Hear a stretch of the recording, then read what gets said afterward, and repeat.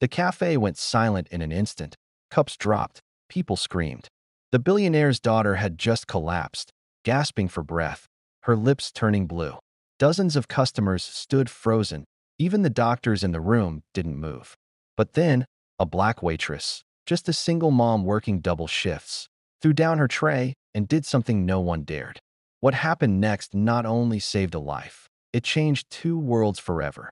If you're part of the Black Visionaries family, hit that like button right now and subscribe for more jaw-dropping stories that'll stay in your heart long after the video ends.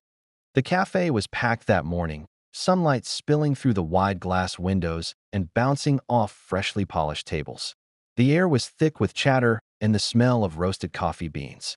No one in that place knew that within minutes, they'd witnessed something they'd never forget. It started when the door opened and in walked Alyssa Moore, the billionaire's daughter. Everyone knew her. She was elegance wrapped in luxury, a walking headline. Designer bag, perfect hair, but behind her confident walk hid something no one ever noticed, an emptiness she'd been carrying for years. At the counter stood Tanya Williams, a single mother juggling two jobs and endless worries.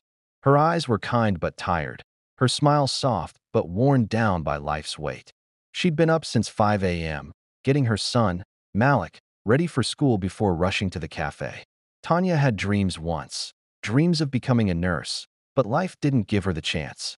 Still, she worked hard, believing one day she'd find a way out. Alyssa approached the counter, not even glancing up from her phone. "One oat milk latte. Extra hot," she said coldly. Tanya nodded politely and made the drink. When she placed it down, Alyssa didn't thank her. She just tapped her card, grabbed the cup, and walked to a corner seat.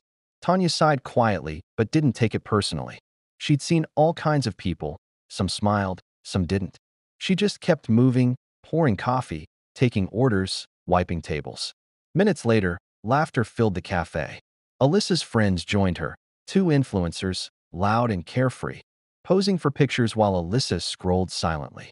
She looked distant, lost in thought. Tanya noticed it. There was something in that girl's eyes, a loneliness money couldn't fix. Then it happened. A faint gasp, a clatter. Alyssa's cup slipped from her shaking hands, shattering on the floor. Her body went stiff, then collapsed sideways. Gasps filled the room. People screamed. Chairs scraped back. Someone shouted, "She's not breathing." Another yelled, "Call an ambulance." Two men rushed forward, identifying themselves as doctors, but froze as Alyssa's lips turned blue, her throat swelling rapidly. It was an allergic reaction, fast and severe. Panic swept through the cafe. People were recording on their phones instead of helping. Tanya dropped her tray instantly and pushed through the crowd. "Move," she shouted, kneeling beside Alyssa. "She's in anaphylactic shock." The doctors hesitated, no EpiPen in sight. Tanya's heart raced. "Check the first aid kit," she yelled. The manager fumbled with the cabinet, hands trembling, searching uselessly. Tanya's mind flashed to her son. Malik, his EpiPen.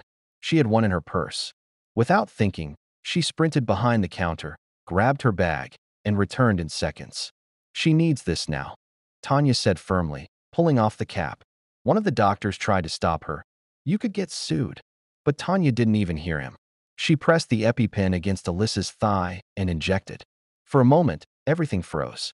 Then Alyssa gasped, loud and desperate, as air filled her lungs again.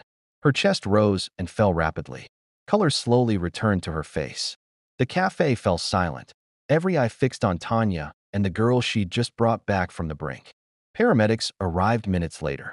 Tanya stepped back, shaking, adrenaline rushing through her body. She watched quietly as they lifted Alyssa onto a stretcher. One of the medics turned to her and said softly, "You saved her life." Tanya just nodded, tears filling her eyes. She didn't feel like a hero. She felt human. That night, as Tanya tucked Malik into bed, she thought about what happened. Her hand still trembled slightly.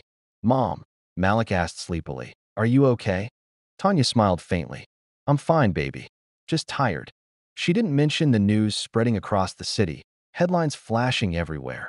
Billionaire's daughter saved by Café waitress. Her face was on every channel, though she hadn't even seen it. The next morning, the cafe was strangely quiet when a convoy of black SUVs pulled up outside. The doors opened, and out stepped Gregory Moore himself. Impeccably dressed, cold, intimidating. The air seemed to change when he walked in. Customers whispered, staring as he made his way to the counter. Tanya froze mid-pour, the coffee pot trembling slightly in her hands. "Are you Tanya Williams?" he asked. His voice was deep, calm, but carried a weight that filled the room. "Yes, sir," she replied softly. "You saved my daughter's life." I, I just did what anyone would have done." He looked at her sharply. "No, no one else did. Only you." He reached into his coat and placed a white envelope on the counter. "This is for you." Tanya hesitated before opening it. Her breath caught. A check for $250,000. "Sir, I can't accept this," she whispered, pushing it back. Gregory looked her in the eye. "Then don't see it as payment. See it as gratitude from a father who almost lost his world." His voice cracked slightly on that last word, and for the first time, Tanya saw something human in the man everyone called untouchable. Days passed. Tanya went back to her routine, though things felt different now. Customers treated her with a strange mix of awe and respect. Strangers came just to see her. But Tanya remained humble, still smiling the same tired but kind smile. One evening, as she returned home from her shift, there was a letter waiting on her doorstep. She opened it carefully. It was handwritten, neat and graceful.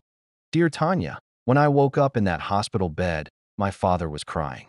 I had never seen that before. You didn't just save me, you changed him. You reminded us both that kindness still exists. I want to meet you again. You once told the cafe manager you dreamed of owning a place of your own someday. I'd like to help make that happen. With gratitude, Alyssa Moore." Tanya covered her mouth, tears streaming down her face. That small act of courage had changed everything. 2 months later, a new cafe opened downtown. Crowds gathered as cameras flashed. The sign above the door read, "Second Chance Cafe." Alyssa and Tanya stood side by side at the ribbon cutting. Tanya wore her old apron, though her heart felt brand new. Reporters asked how it all began. Tanya simply said, "Sometimes doing the right thing doesn't make you special. It just makes you human. But being human, that's enough." The crowd cheered.